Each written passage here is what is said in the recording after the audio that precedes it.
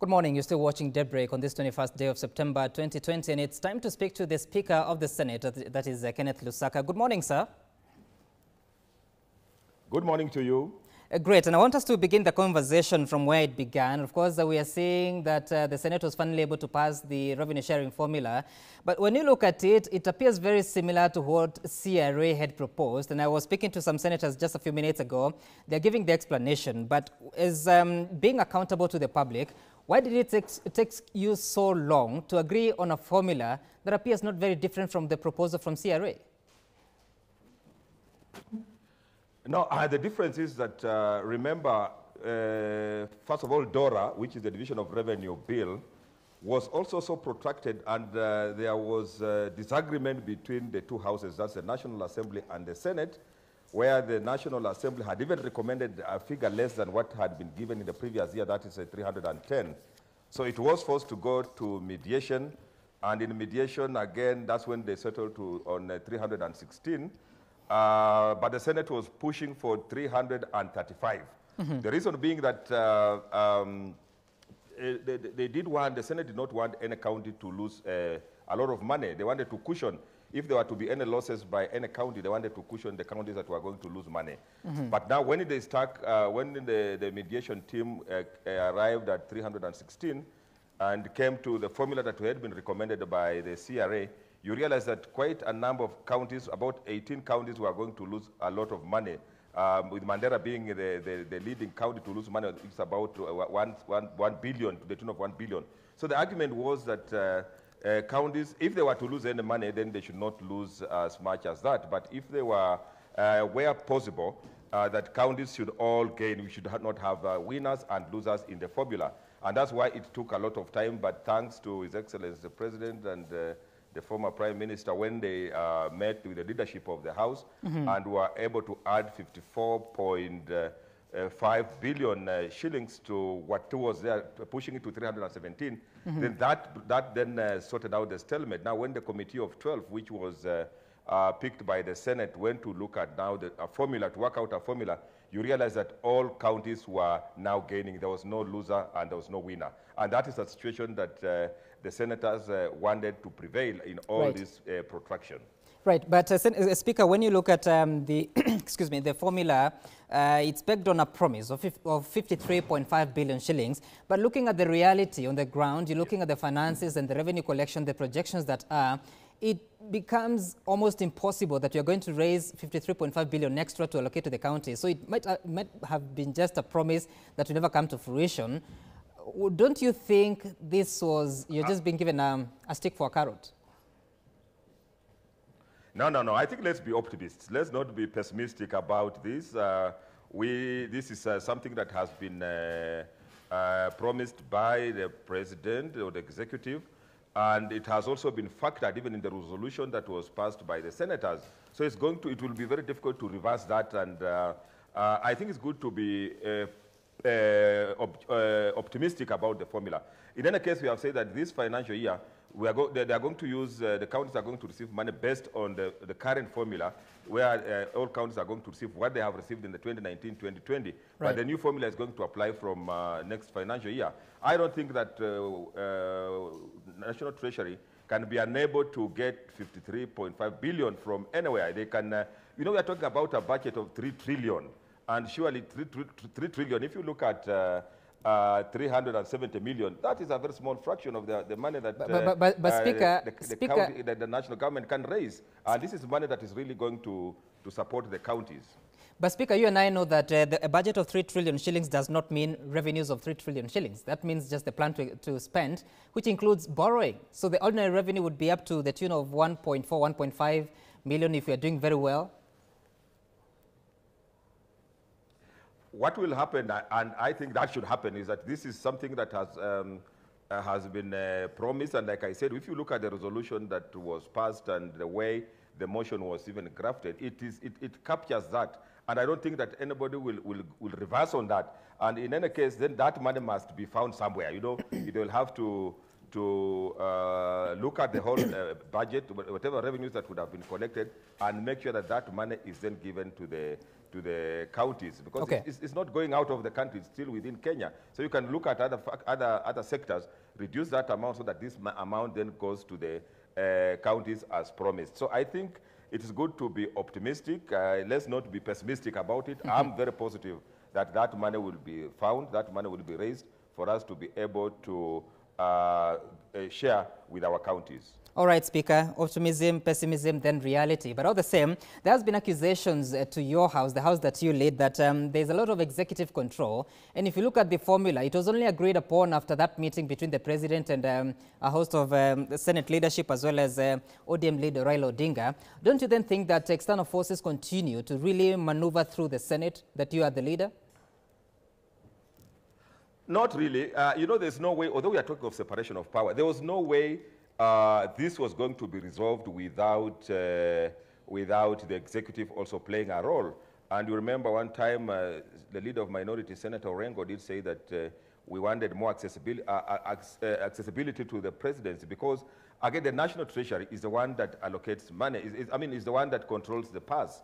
And therefore, there's no way you can leave them out of this, because even that time, when they're the ones who come up with the estimates that then are appropriated by Parliament. So there's no way you can say you lock out completely, say, the executive, because, again, that conversation that, say, the president and the leadership had, then robbing in the treasury, is what unlocked, because the money the treasury is the one that comes up with the estimates, is the one that is going to look at the figures, that is going to look at how much, what are their projections. So I cannot say that that is controlled by the executive. But you see, we are interdependent. We relate with each other. That's the executive, the legislature, and even the judiciary. So I don't think that there's any control, but that kind of relationship, that kind of conversation, the discussions between the executive, the legislature, and the judiciary must continue. So we cannot say that we are going to isolate ourselves and imagine that things are just going to work without us also having a conversation with the executive.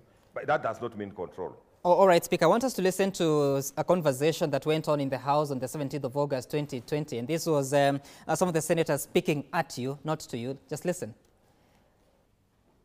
We are not children. I have been majority leader and deputy majority leader in this house for more than 5 years. The magic 24 number, we were 25 voting in this house last week. Mr. Speaker, the desire was to reduce us from 25 to 23. And Mr. Speaker, achieve the objective of defeating the will of the people. That there is no coincidence as to why 3 members were arrested on the same day that they're coming to vote. Until the 3 senators are here, no business goes on, Mr. Speaker. If, Mr. Speaker, you even direct we proceed, there will be so much chaos in this floor, Mr. Speaker. There will be no action. You will have to call police to arrest all of us. All right, so those are the senators. Of course, the emotions were high after two senators, Senator Cleophas Malala and Senator Dr. Christopher Langat, were arrested. First of all, what do you make of that? Because it appeared that there was some sort of disrespect from the floor of the House to you. Of course, all of us were shocked that they were arrested at that time. But again, you know, that's a matter that actually is still under investigation. The national, the Committee on National Security is already handling the matter. They have already summoned the IG and the DCI to to shed some light on exactly what happened. But you see, this thing that the temperatures were just high in the House, and that is why I was able to control. Remember that when it came to voting, I used Standing Order number 78 and the Constitution, Article 122, 123, which says that the head of the delegation is an elected senator, and in his absence, he can delegate that to a senator where there are more than one delegation from the county. But now the senators who had been arrested wrote to me indicating that they had withdrawn that delegation and that nobody should vote for them. And when I used Standing Order number 78 and quoted the Constitution, Article 122 and 123, that really brought the temperatures down, because then the vote was not able, the vote was taken, but without the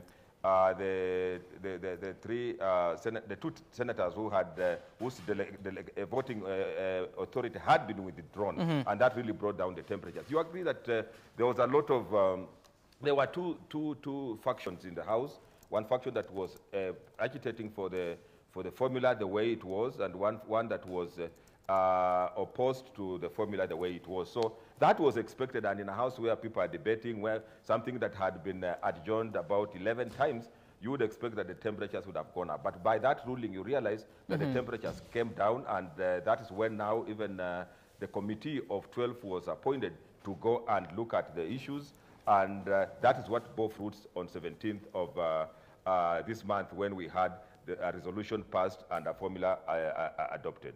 Okay, there's something else I want us to listen to, Senator. That is, well, the Speaker is also a Senator, so I'm not mistaken in that. But let's listen to Senator Mutula when he spoke at you on that very day. I've even spoken to the... Mr. Speaker, it is you, and I'm looking at you. It is you, Mr. Speaker, who has been defied. And Mr. Speaker, if you cannot sit on that seat, this will be a good time to resign. I can sit there. I hear you under pressure. Pressure from who? Did God call you? Did you speak to God this afternoon, Mr. Speaker?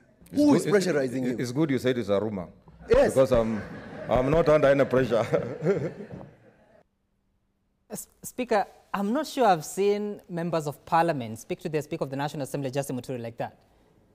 Does it occur to you that there's some level of contempt? No, it's not contempt. You know, when people, where I come from, we say when you are mourning, people mourn anyhow. You know, you mourn in whichever manner that you want. So you would appreciate that the temperatures in that house were very high that time. And Senator Mutula said, I hear you are under pressure. You know, he says he has had, you know, there were a lot of speculations. And, you know, for me, really, as a speaker, my role is to moderate the House. I don't vote. I don't debate. Mine, as a referee, is to make sure that the teams are playing well. If the match becomes rough, then you stop the match. If they score a goal, you say they have scored. It's an offside, it's an offside. So I don't think that was really contempt. But I have really tried, like I've always said, my style has been a bit different, that, you know, you let people express themselves. You know, you don't, I have the standing orders. I can as well use the standing orders to even throw members out of that House. But will I be sorting out the problem? Because when you let people ventilate, and that's why sometimes you hear senators or members of Parliament saying, Mr. Speaker, let us speak, let us talk. And when people talk, then the temperatures go down. But when you gag them, you even make the situation worse. So I don't take that as contempt. I take that as, you know, some level of anger that people are expressing. And that is good, because when people now talk like that, eventually you find that water finds its level. After that, we met out there and we were just laughing. So sometimes when you see a lot of these things, the hot debate, you should meet the senators or the members of Parliament during tea break. And you so, not Speaker, even imagine that they're the ones who are exchanging fiercely, yes. And so, Speaker, when Governor Wycliffe Oparanya is saying that the Senate has failed to pass the formula and instead it's treating us to theatrics, do you agree with that notion, that really you're treating us to theatrics, but out there you're just laughing and having good time with each other? I don't agree that we had failed to do that. In any case, you heard what Senator Orengo said on the floor of the House. He said that when the Senate was very busy struggling and trying to ask for more funds, it is the COG that was first to say they are okay with 316. And therefore the question became, why are you mourning more than the bereaved? Because the people who need money have said 316 is okay. But now if they had also stood with the Senate who are asking for more funds, then maybe we would not have gotten to where we were. So we had not failed. It's just that, you know, this was a very contagious issue because, you know, again, this is also a political house. So if a senator is going home and going to say he has lost 1 billion or 2 billion or he has lost any money, you know, politically that may also just spell his death in terms of what were you doing when the money was being taken away. So it was good that at least some consensus be arrived at the way it was done on 17th, so that at least all counties gain, although the gain may not be equal, but again, there's some equity in terms of what they have received. So I don't think it was right to say that the Senate had failed, but the Senate wanted to get to a compromise, a consensus where everybody was brought on board. Right, and Speaker, of course, you are former governor, so you would understand what really ails devolution and what the solution should be. But as we get to that, during your tenure, there has been a lot of changes to do at the Senate. That is, for instance, we've had the majority leadership being switched from Senator Murkomen and Susan Kihika to now you have Kangata as well as Senator Pogisho. Also, the Deputy Speaker was dethroned. That is Senator Kithure Kindiki. Now you have Margaret Kamar. There has been this perception that the Senate is really under manipulation of the political parties, whether it's in the minority or the majority. Do you think this is good for the independence of the institution that you lead? You know, it's not up to me as a speaker to really determine who becomes the majority leader or minority leader. You know, these are positions that political parties bring to the House. So when the political parties make the necessary changes, I believe that this is informed by certain factors that the political party leadership may have realized. So when they make those particular changes, me as a speaker, I deal with whoever has been brought. And I think the ones who are there served very well. The ones who have also come in are serving very well. So that is purely a political party decision. And as a speaker, I don't think I play any role. I have no role. So my role as a speaker is once they bring the names to me and they meet the threshold, I look at the standing orders, I look at the Constitution, and if the threshold is met, I implement what the political parties would have been brought, so long as it's within the standing orders and within the Constitution. So I work with those, the leadership that has been brought by the political parties. Okay. Of course, the intention, I mean, for me, so long as they are executing their mandate, they are, for example, if you are the whip, you are able to whip members to support a certain position that is on the floor of the House, or you know, as a leader, so long as you are leading your troops, or if you are the leader of minorities, as long as you are leading your troops to do what is required of you, then I have no problem. Okay, and Speaker, of course, in the short history of the Senate, it would appear that no leader serves in their capacity for more than a term. You're talking about Speaker Ekwe Thuro, the one that preceded you. We're talking about Senator Kithure Kindiki as majority leader, then to the deputy speakership. We're talking about Kipchumba Murkomen as deputy first term, second term, became majority, but now no longer there. So after this, because you're a political pick of the Jubilee Party, what are your thoughts beyond 2022? Why don't we cross that bridge when we get there? There are many options that are going to come. Of course, you can see a lot of happenings on the political scene. And of course, I came in on a Jubilee ticket. The Jubilee Party, which I supported, is the one that brought my name. We don't know the formations that are going to be there in 2022. So the options will be open. You can still come back as a speaker. I can still do something else. But you can see I am still young, and the sky is the limit. It's open. Whichever position God will provide, I'll be able to serve. In any case, I've served in many positions, having started as a district officer, having been a PS, having been a governor, now and speaker. I think that the sky is the limit, and it's still open for me to serve in any other capacity in this country. I believe I have the experience, I have the energy, and I'll cross that bridge when I get there. All right, Speaker, you just said you are still young. I checked that you are 57 years old. Never mind. But as you end up this conversation, what's the next big agenda for the Senate? The next big agenda for the Senate, of course, is we are going to pass the CARA. You know, we have already written to the Speaker of the National Assembly, who will look at whatever, the formula that we have passed. Then we also, once the formula is adopted by the National Assembly, then we will look at CARA, which we should be able to discuss this week or tomorrow. And then if the National Assembly also agrees with us, then we should have, the President should assent to it. Then after that, we'll then go back to our normal business. In any case, we have resumed. We are now sitting 3 times a day. And we should be able then now to look at the other bills that are in the House. There are quite a number of the entry is so full.